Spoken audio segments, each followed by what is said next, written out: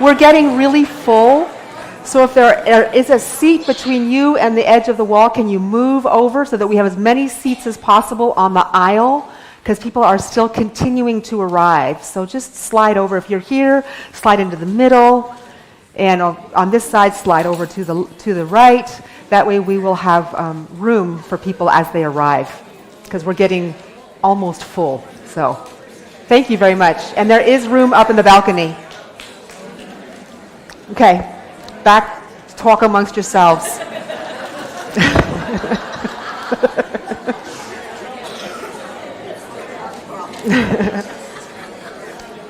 All right.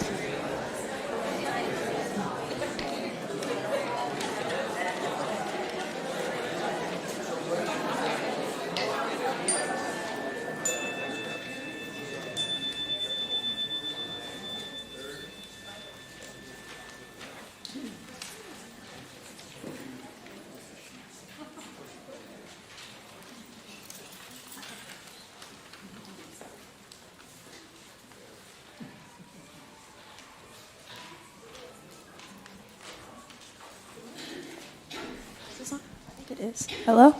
Good morning. Good morning. My name is Nadia. I'm the choir director here, and I'm going to sing for you this morning.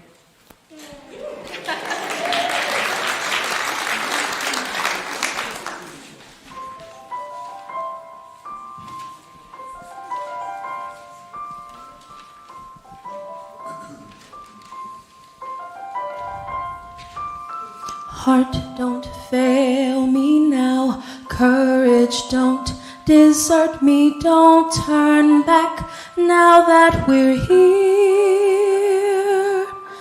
People always say life is full of choices. No one ever mentions fear, or how the world can seem so vast on a journey to the past.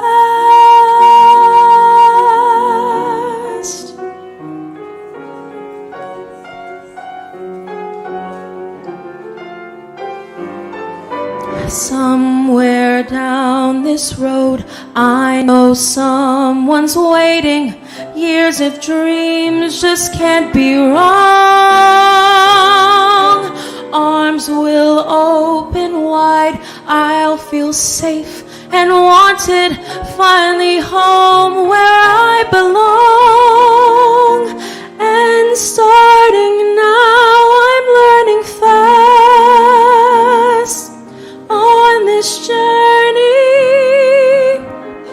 to the past.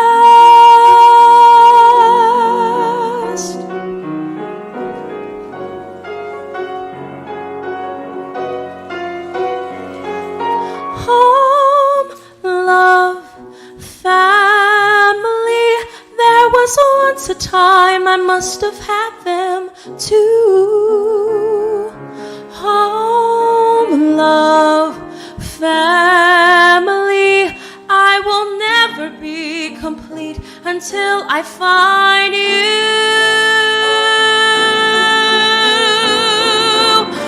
One step at a time, one hope then another. Who knows where this road may go?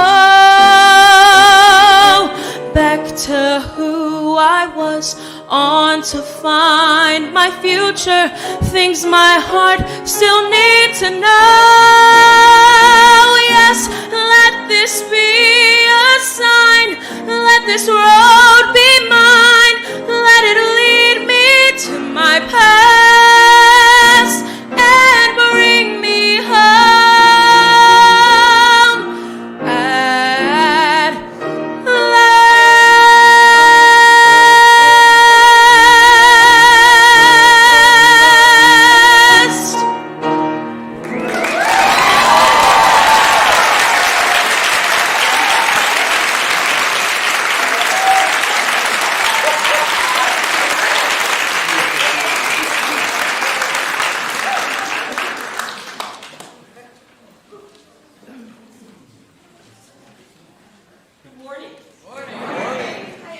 pleased to welcome all of you to our special worship this morning, our annual Bread Service Sunday.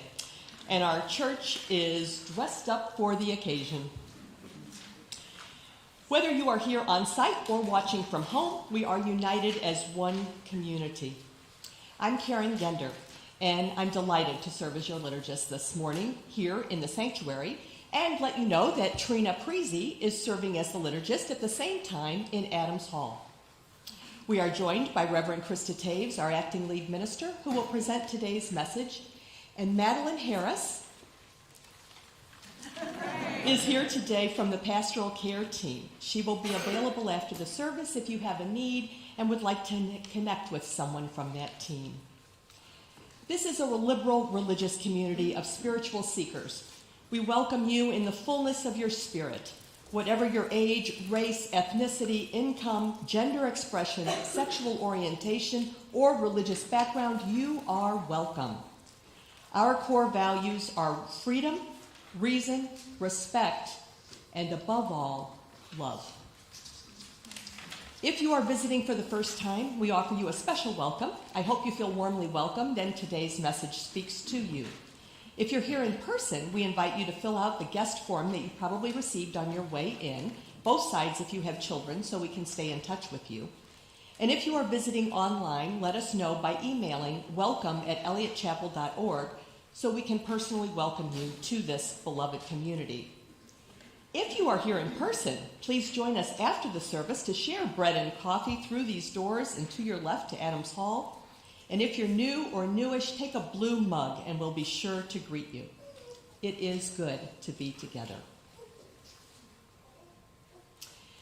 To Unitarian Universalists today, the flaming chalice is a symbol of hope, the sacred, the quest for truth, the warmth of community, the light of reason, and more. We light a flaming chalice in worship to create a reverent space for reflection, prayer, meditation, and singing. Today, our beautiful chalice lighting words are by Reverend Michelle Collins. As we light this chalice, with its freely shared light and freely shared warmth, let us be reminded of the many things that are freely shared with us and that we freely share with others. May we lean into generosity shared from the heart that can warm those around us. Now I'd like to invite you to rise in body or spirit and sing hymn number 68, Come Ye Thankful People.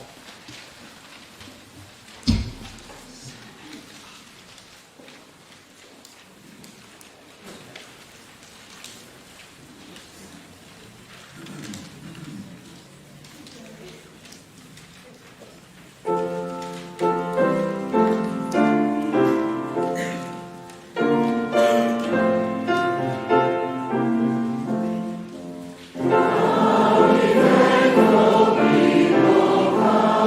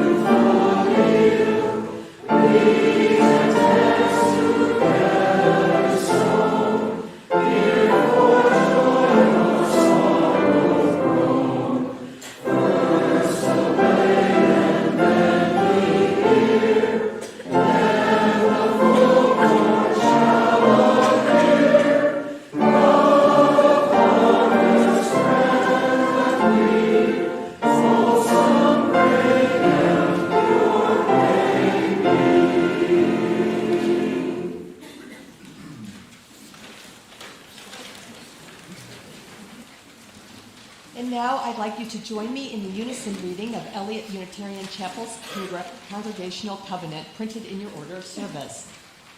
As a free congregation, we promise to one another our mutual trust and support. To create beloved community, we promise to be kinder to each other than we have to be. To listen fully to each other with an open mind and heart.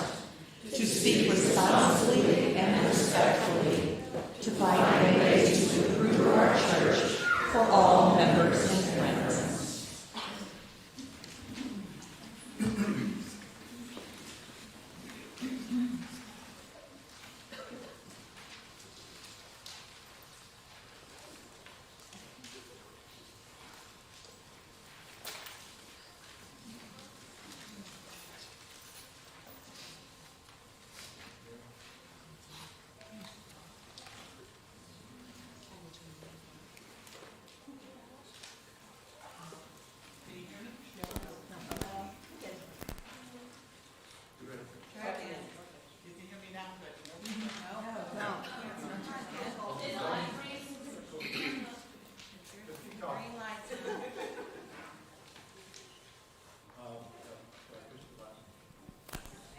Technologically challenged. So the choir anthem 2 weeks ago started, "When I think of home, I think of a place where there's love overflowing."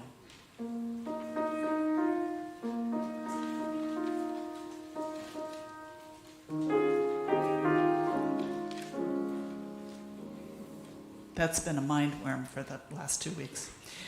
Nowadays, when I think about a place with love overflowing, I think of our partner church villages of Jurad St. Martin and Chikfalva in Transylvania. The people there just showered us with love and made us feel so welcome that it was like being at home, only better. So maybe you can go home again. Did you know that the oldest Unitarian communities are in Transylvania, Romania? They are 440 years old.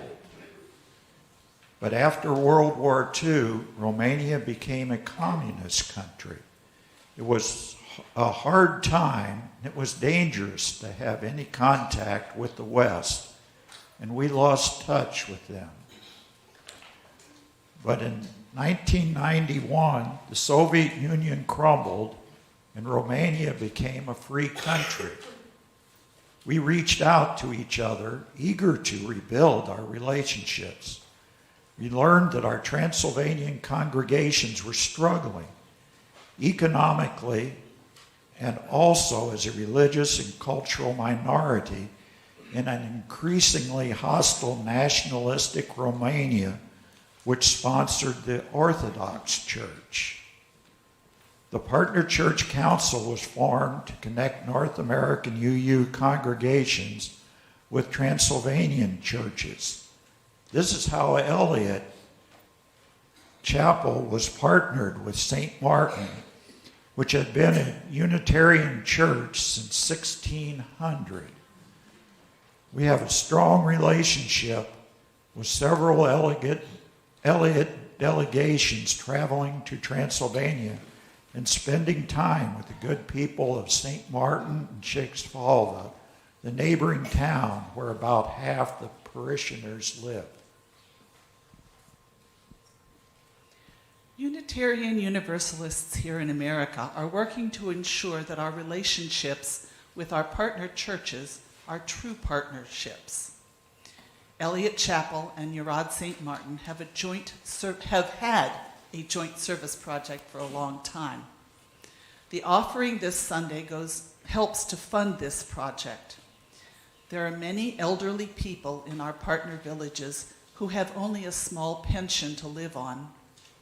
Our churches together purchase and distribute a loaf of bread every week for these people. Bread is an important part of most meals in Transylvania, partly because it was the one food always available during the privations of the communist era. In addition to ordering the bread and getting it to a central pickup location, members of our partner church take the bread directly to the homes of the elderly who have trouble getting out. Other ways we are trying to promote closeness between our congregations is to visit Transylvania and to help bring members of their congregation to visit us. The Partner Church Committee voted to plan another trip for Eliot people to visit Transylvania in late September of 2024 during their celebration of Thanksgiving. We also voted to help bring at least 3 members of our partner church congregation to St. Louis in 2025. We'll need to do some fundraising to accomplish these goals. The 2024 trip to Transylvania will include sightseeing at the main Unitarian pilgrimage sites of Koleshvar, Torda, and Deva. I bet some of you didn't know there were Unitarian pilgrimage sites. I didn't till we went. We'd also like to include Dracula's birth city and Bill and my favorite castle, Corvin Castle, which was a model for Hogwarts School in the Harry Potter films. The highlight of the trip, of course, will be visiting in our partner church community and celebrating the Thanksgiving service in their historic church. We'll be in Adams Hall today after service. Please sign up if you have any interest in coming on the visit to Transylvania. This is not a commitment. We may want your opinions, your availability, as well as keep you up to date with dates and prices. I'm excited about going home again, and I hope you will be too. And please give generously to our joint service project of weekly bread for the elderly. And I put up 2 folded easels in the sanctuary there, or out in the coffee place, where we took pictures. Becky, Bill, and I were there in 2018, and you can see what what the village looks like, what the ministers look like. Zsuzsa and Sándor are the 2 ministers there at the church in Nyarad Sant Márton. And anyway, I hope you can go. I mean, some of you can go. It's the most incredible trip we've had, and anyway, it makes me sad too, just to remember how really poor the village is and what we have here. So in Hungarian, to wish you a happy Thanksgiving is most már mondom in magyarul, boldog halad kívánok. So boldog halad, I forgot Thanksgiving. Wait a minute, it's a hard word. Haladad. Okay, haladás. Igen, ez az. Boldog haladás kívánok a mindenkinek. Thank you.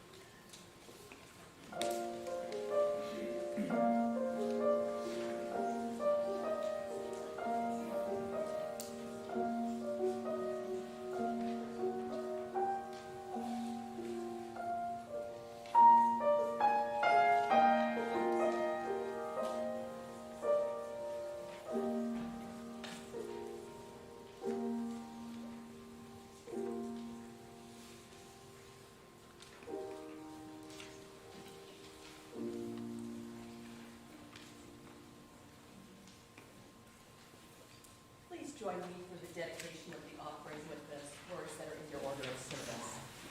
To the work of the church, which is receiving a tapestry of love and action, we dedicate our lives, and these are our offerings.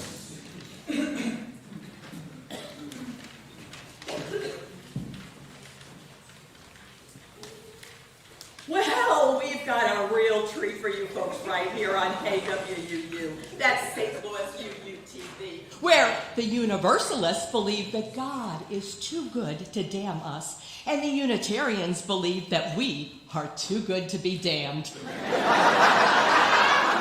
We've got a real treat for you this morning coming from downtown Kirkwood, Eliot Unitarian Chapel, where we are having a bake-off like no other, the great Unitarian Universalist Bake Show. Give it up for Chef Krista Taves and Chef Scott Stewart.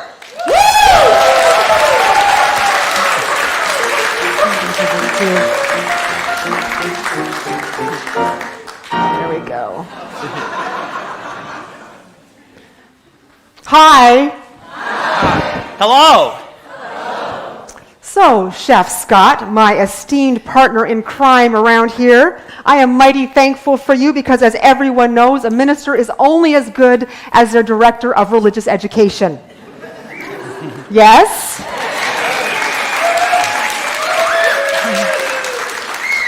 You've been here a long time, Chef Scott. Yes, I have, Chef Krista. 15 years, and a lot has happened in that time. I was brought to Eliot by the Reverend Bonnie Vijard when she served as the program minister. Wow, that's a long time. So I imagine there's kids you knew as little wee ones and saw them bridge out as young adults and become adults. This is true. It's heartwarming every time. So, Chef Scott, what's your secret? What has guided you in your 15 years of ministry that's made our religious education program so strong? Well, the biggest thing to remember is that it's not all up to us. No. The staff and ministers are here so that the congregation can do its work. We can't do it all ourselves. Our job is to help the people we serve find their ministry. If we do it all by ourselves, we're not giving the congregation that opportunity. Every person that comes to Eliot Chapel, whether they're 3 years old or 93 years old, comes here in search of something. They want a sense of meaning and purpose in their lives. They want to feel they are special and that they belong. And most importantly, they want to feel that they can make a difference.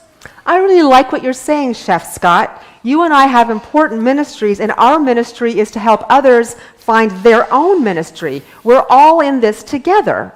Exactly. We all have a ministry. You and I just have a clearer definition of what our ministry here is.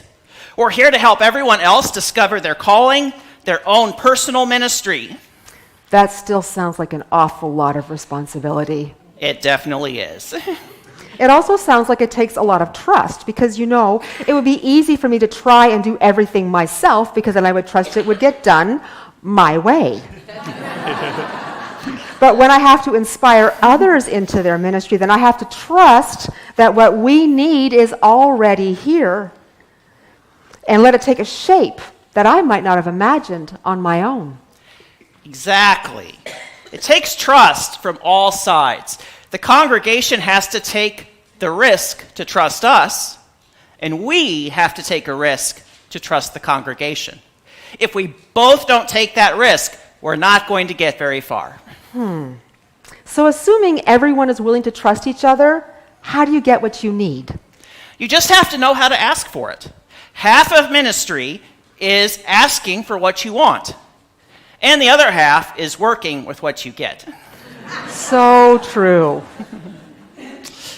I wonder if we could try something together today, all of us, so that we can see what that might feel like. What did you have in mind?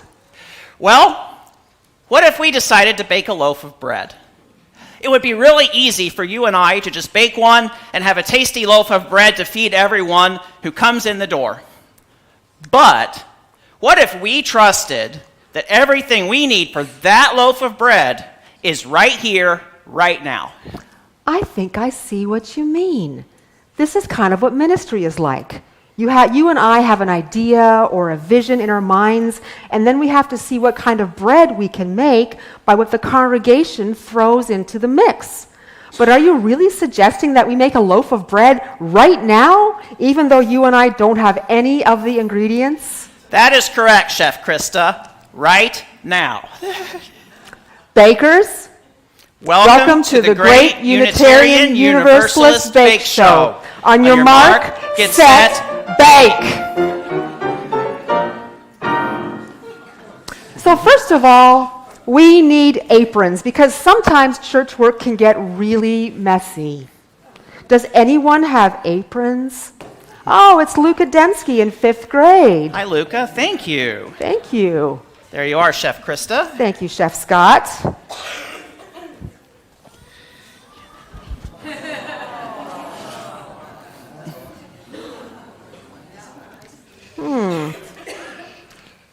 Very nice. Yes, You know, very it's nice. almost like someone planned this ahead of time.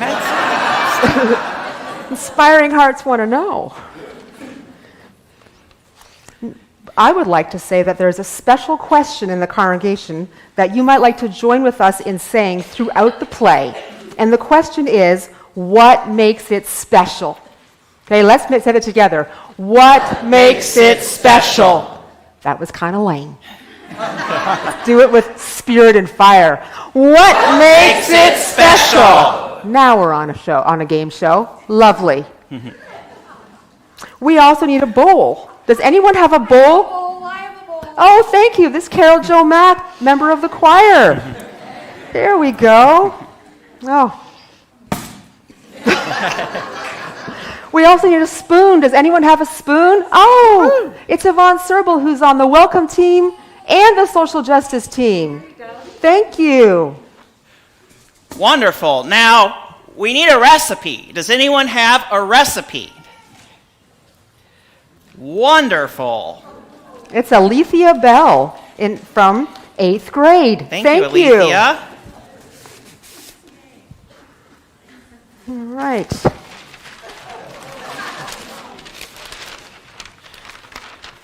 All right.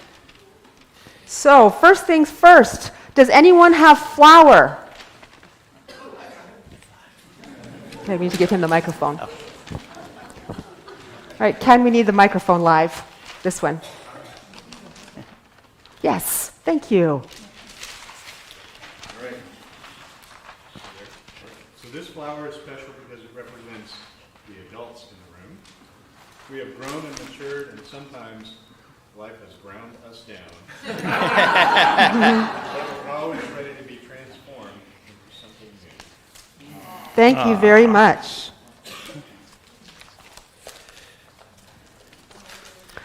Now we need some water. Do we have water? I do. Oh, it's Sarah Fleming, chair of our Board of Trustees. I have water, but it's not just any water, it's special water. What makes it special? This water is special because it represents our past, present, and future lay leaders. It's up to us to water the congregation so it can thrive and grow. Thank you very much. Now, we need some oil. Do we have any oil? I do. It's Barb Jones. Come on up. Scott, can you please make sure that the green light is lit up on the microphone? Thank you. Hi, it's not just any oil, it's very special oil. What makes it special? This oil is special because it represents the older generation. We elders have been through it all. And over time, we've had our rough edges smooth over, at least we like to think so. We're about as smooth as this bottle of oil. It takes a lot of time to ruffle our feathers. We can bring our wisdom and experience to the congregation as it changes and grows.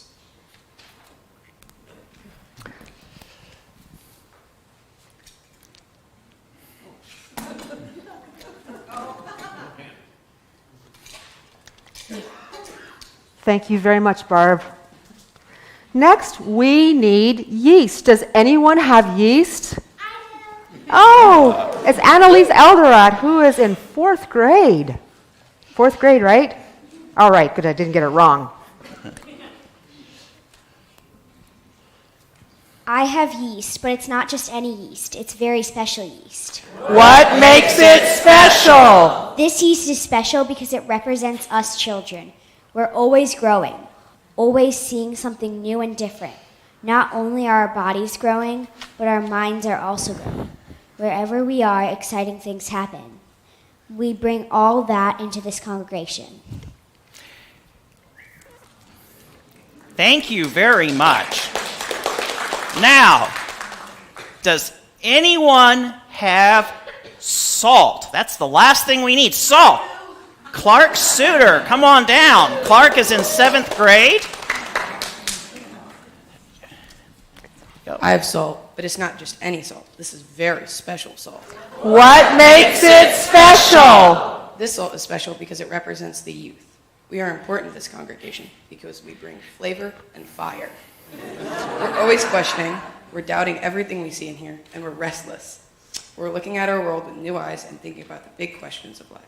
We're claiming our own place in this congregation as we grow into adults.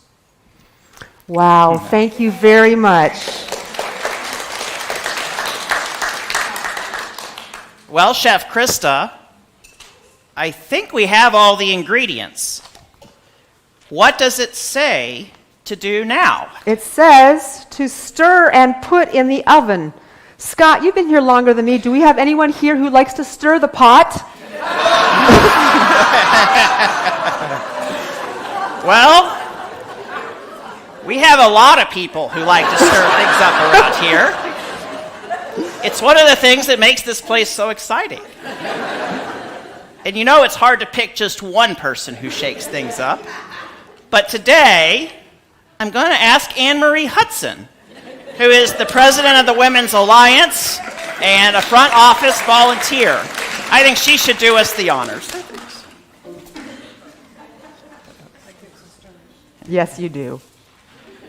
Oh, that looks so good. Thank you. Yes.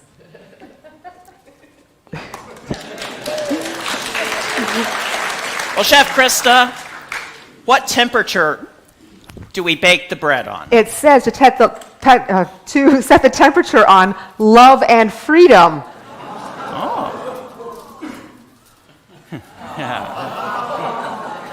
How do we know when it's done? It's done when we smell the justice.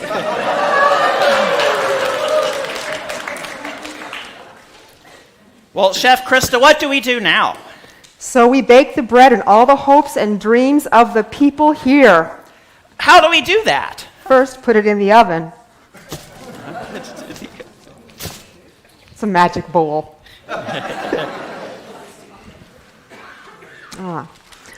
Well, here it gives us a special past and present and future bread of life chant that we can teach everyone.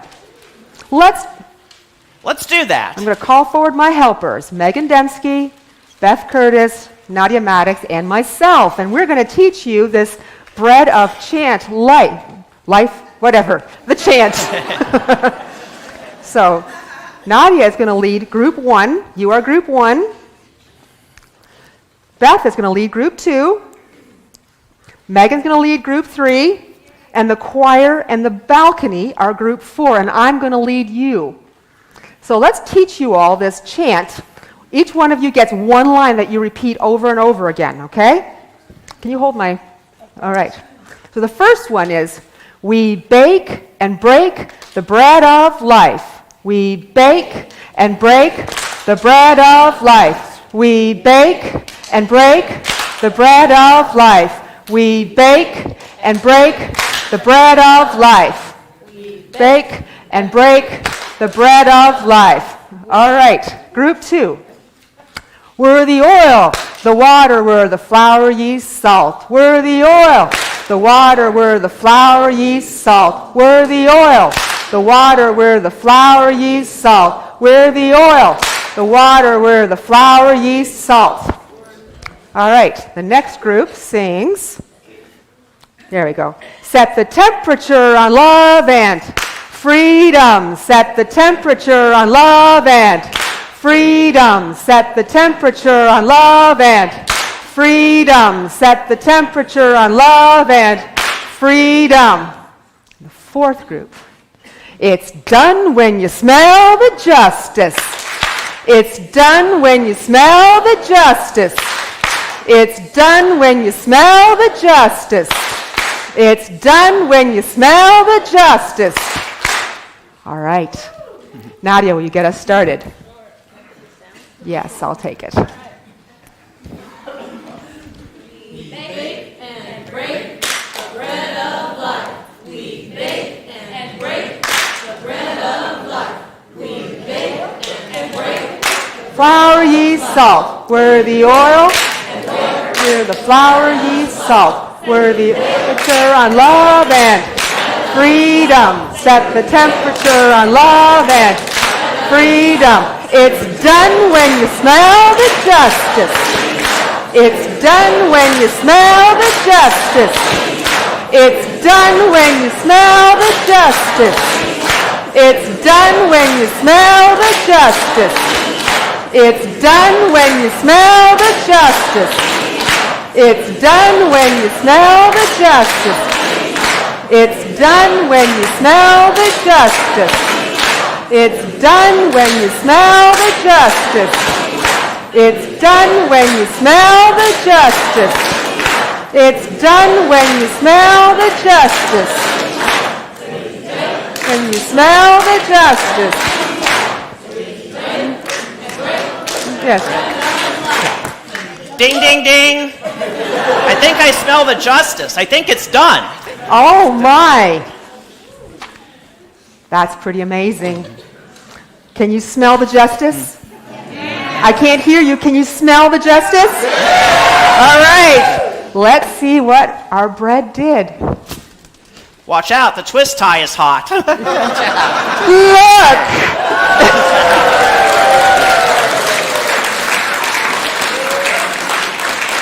Wow, that is pretty amazing. Look at what can happen when everyone comes together. Look at what we can make together.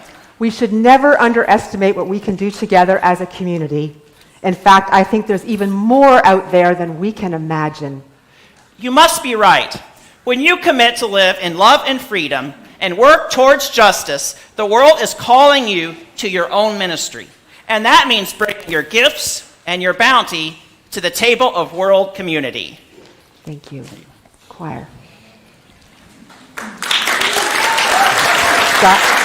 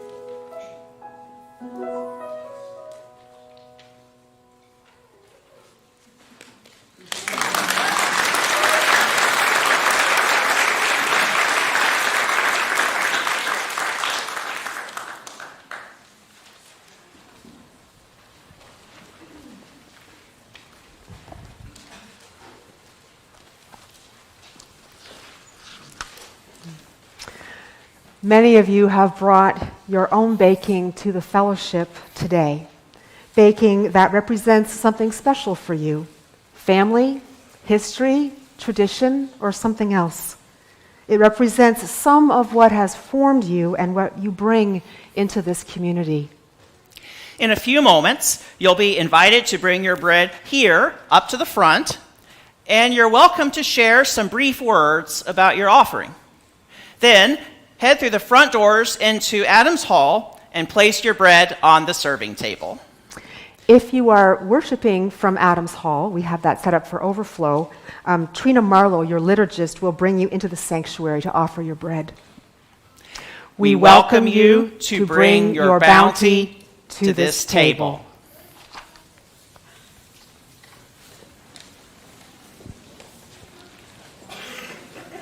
So if you want to come up that way and down this aisle.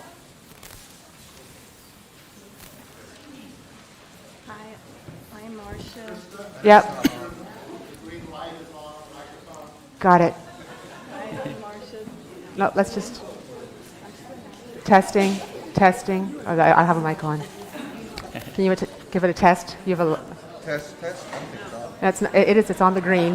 No? It's not on yet, Ken. Okay. Good morning, I'm Marcia. This is my corn casserole that was from my Aunt Mary Lou, who's still doing fabulous. She's 87 years old. There's a little bit of jalapeno in there, but no cheese, because I forgot it. All right, so then if you want to go through those doors into Adams Hall and then come back in. Come on, Jim. Yeah, this is a loaf. It's just basically, I didn't realize I'm so close. It's basically 3 ingredients, just pumpkin, egg, and graham cracker crumbs, and just mixed together, 350, 1 hour. And then ice it because it can be kind of dry otherwise sometimes. There we go. I'm Jeremy Patterson. This is like an apple cinnamon roll bread that my wife made. So this is brown bread, and this was my great-great-grandmother's recipe, who was from Ireland, and she owned a restaurant here, and she made this bread. Thank you.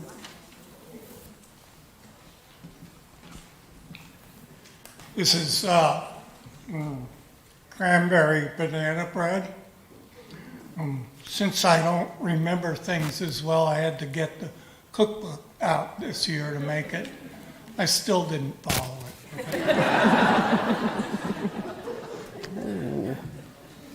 So these are my yeast rolls, and I'm not allowed to ever change the recipe, I've been told, but I can change the number, and I'm into puzzles, and so it becomes like, the stars on the flag.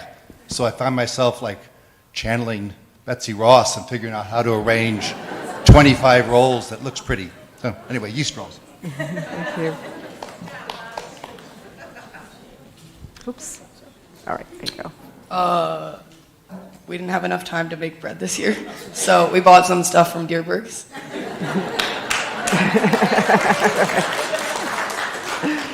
Thank you. We also have a dairy-free, gluten-free, nut-free cookies.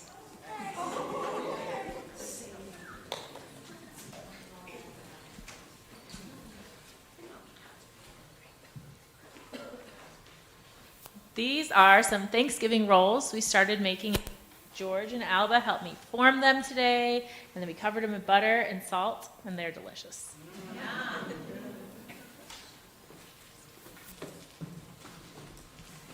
Hello, my name is Shauna. I brought my kids here to St. Louis 25 years ago, and some kind neighbors left some lemon poppy seed bread on my doorstep with a recipe. And honestly, it was an enticement to join their church. But we had already found Eliot, so. But I bring their recipe and the bread to you all in the welcoming spirit of St. Louis. So enjoy. Hi, my name's Rebecca. I'm bringing blueberry buckle today. My mother used to make this in vast quantities to feed the family. She always set a generous table, so this is for my mama. I'm Kathy McFoy. This is date nut bread from my paternal grandmother, Marie Beauvais, French Canada. I say encore, encore, merci, merci. Hey, I'm Robin, and this is Adam, and we brought our usual challah. It reminds me of my family. Hi, I'm Ashley. These are chocolate chip cookies. I'm on maternity leave from my job as a baker, but it brings me a lot of joy, so I'm glad to share some of that joy with you all today. This is a family favorite. It's pumpkin chocolate chip bread, and we made it gluten-free this year.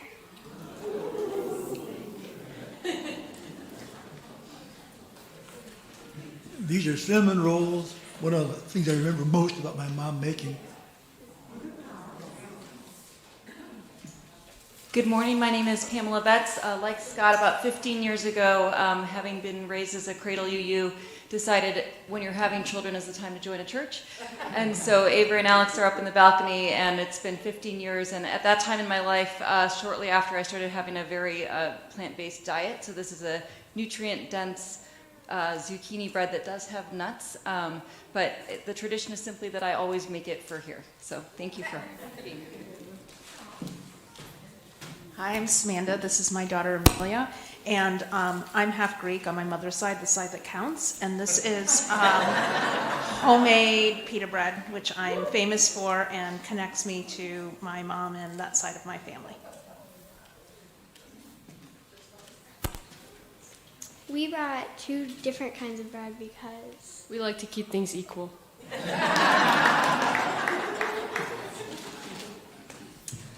So when you're a Jewish kid from New York, your soul food are bagels and cream cheese. So bagels and cream cheese.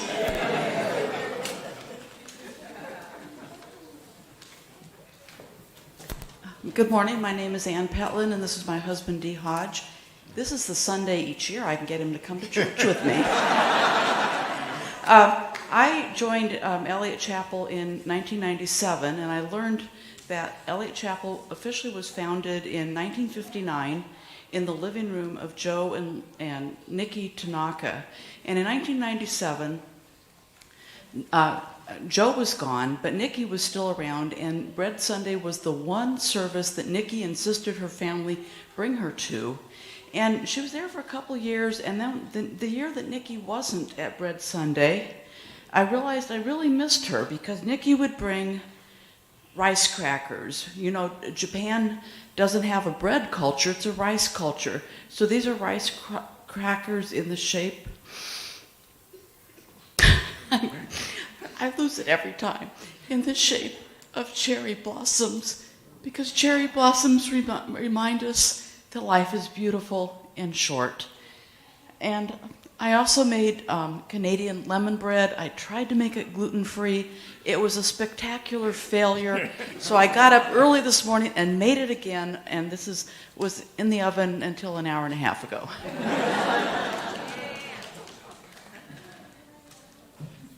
Good morning, I'm Barb. I brought cinnamon rolls in honor of my paternal grandmother, my grandma Ames, who was the perfect grandmother, but unfortunately did not live near me. She made cinnamon rolls for us all the time. Mine are not her cinnamon rolls. The Pillsbury Doughboy helped me make mine. Hi, I'm Millie. This is my mom, Jenny, and we made 2 different batches of pumpkin bread, one with chocolate chips, one without. If you're a chocolate fiend like me, go with. Hi, Joanne Pratz. I lost my mom this year in February, and in honor of her, I made a little pastry dish that she made while I was a young girl growing up in Quebec, and it's called Pâte des Sœurs, which is French for nun's farts.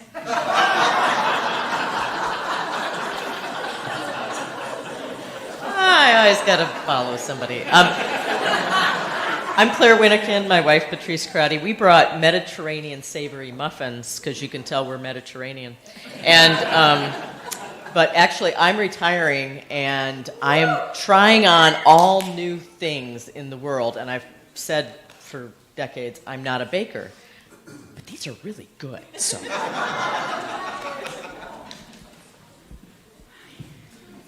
I'm Lou. I'm bringing cranberry bread. It is a recipe from my beloved maternal grandmother, Catherine Chapin, she and my grandfather raised her 5 children, including my mother, Unitarian, in Wellesley Hills, Mass. Good morning. The Mackenzie McCarran family brings scones, small ones. They sort of look like stones, which are prevalent in northern Scotland and Ireland. These also are full of dried Blenheim apricots, which remind me of my childhood when we had 17 apricot trees on our property, and we would dry them. And so the roof of our house was full of golden tiles of drying apricots. And these are very flavorful, excellent, just like home.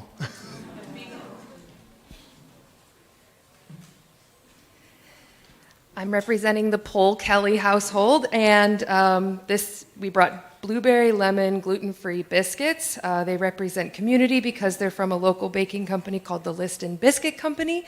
They represent love because they're gluten-free, love for our bodies, but also they are super easy to make because they come frozen, so we love ourselves in that way too. And pleasure because they are absolutely delicious, and we believe in pleasure in our household. My name is Julie Rodriguez. I'm kind of new to the congregation, but my bloodline is mostly Eastern European, so I brought beer bread.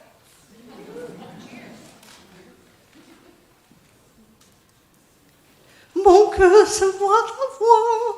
Bonjour, je m'appelle Lynn Murphy, j'ai de père français. Ici, la Tour Eiffel et le drapeau français.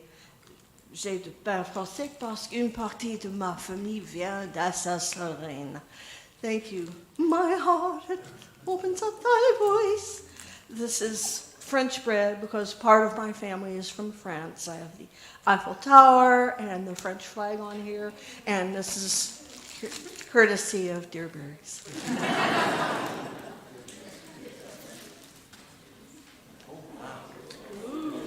Hi, I'm Jim Lyon.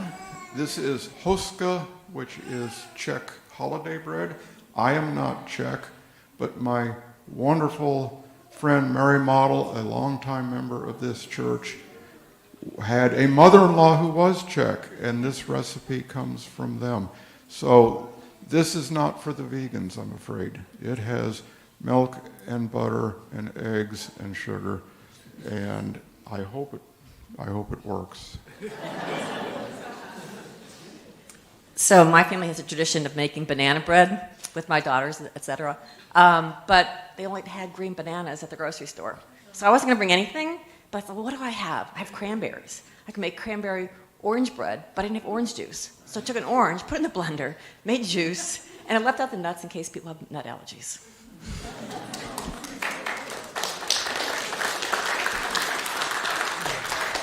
And we have one more that's coming to us from online. The Berger family is watching. Hello.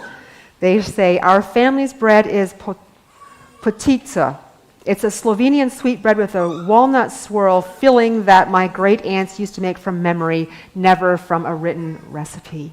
So thank you. So I would invite you to read with me a blessing for the bread that we have gathered today.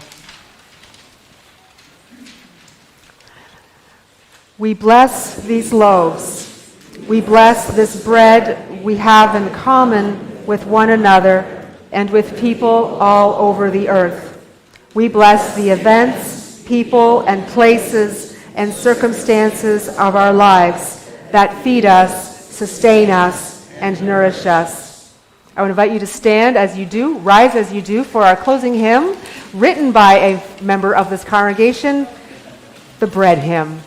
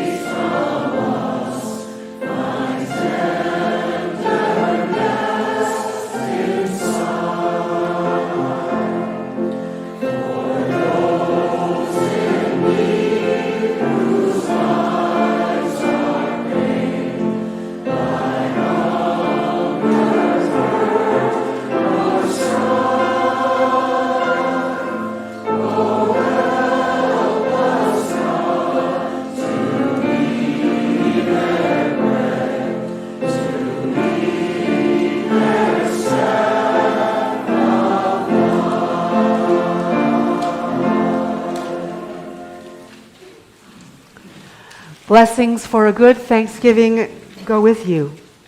Eat heartily, drink wisely. Remember all those gifts that come to you out of the wellspring of existence. Know yourselves blessed, at least for one day, by the Most High and the Most Deep, the known and the unknown source of life. Please be seated for one final musical gift.